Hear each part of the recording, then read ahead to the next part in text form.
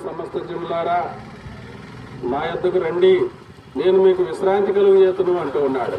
కనుక మనం ప్రయాసపడి ఈ లోకములో నెమ్మది లేకుండా జీవిస్తూ ఉన్నాం. అటు ప్రజానికాన్ని ఆయన పిలుస్తూ ఉన్నాడు. తమ ఆలోచనలు అనుసరించి మార్గం నడుచు వారందరి కొరకు దినమంతయు ఆయన చేతులు చాపుతున్నటువంటి దేవుడిగా రక్షకుడిగా ఉన్నాడు.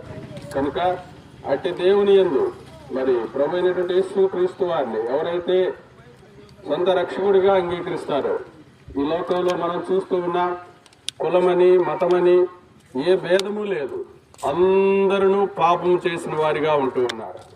అన్ని కులాల వారు, అన్ని మతాల వారు, అన్ని జాతుల వారు, అన్ని రంగుల వారు మద్యం తాగుతూ ఉన్నారు, వ్యభిచారం చేస్తూ ఉన్నారు, దొంగతనం చేస్తూ ఉన్నారు, నానా విధములైనటువంటి పాపములన్నీ చేస్తూ ఉన్నారు.